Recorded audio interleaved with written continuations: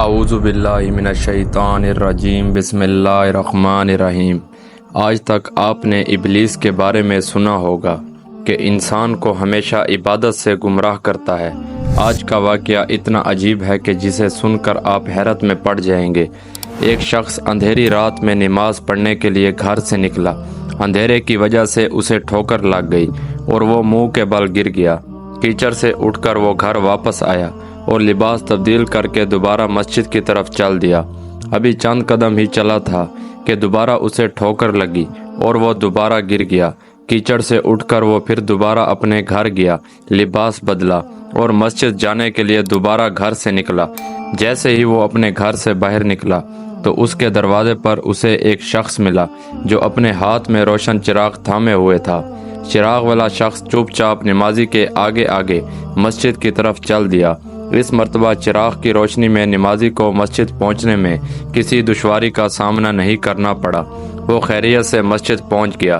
مسجد کے دروازے پر پہنچ کر چراغ والا شخص رک گیا، نمازیوں سے چھوڑ کر مسجد داخل ہو گیا اور نماز ادا کرنے لگا۔ نماز سے فارغ ہو کر وہ مسجد کے باہر آیا۔ چراغ والا شخص اس کا انتظار کر رہا تھا تاکہ اس نمازی کو چراغ کی روشنی میں گھر چھوڑائے۔ جب نمازی گھر پہنچ گیا تو نمازی نے اجنبی شخص سے پوچھا، آپ کون ہیں؟ اجنبی بولا، سچ بتاؤں تو میں ابلیس ہوں۔ نمازی کی تو حیرت کی امتحان نہ رہی۔ نمازی سوچنے لگا، شیطان کیسے مجھے مسجد تک چھوڑ سکتا ہے؟ اس کا کام تو لوگوں کو بہکانا ہے۔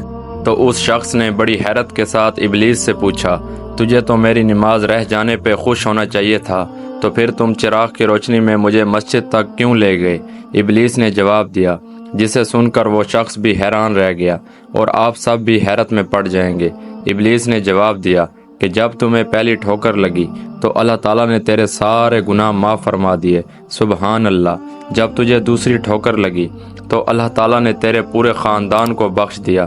مجھے فکر ہوئی کہ اگر اب تو ٹھوکر کھا کر گر گیا تو اللہ تعالیٰ تیرے سارے گاؤں کی مغفرت نہ فرما دے، اس لیے چراغ لے کر آیا ہوں کہ تم بغیر گرے مسجد تک پہنچ جاؤ۔ اس شخص نے جیسے ہی یہ بات سنی، اس نے اللہ تعالیٰ کی بارگاہ میں اپنا سر جھکا کر اللہ کا شکر ادا کیا۔ تو دوستوں، یہ ہے اللہ تعالیٰ کی شان۔ پروردگار عالم کی راہ میں کوئی شخص ایک قدم بڑھاتا ہے تو اللہ تعالیٰ اس کی طرف 10 قدم قریب ہو جاتا ہے۔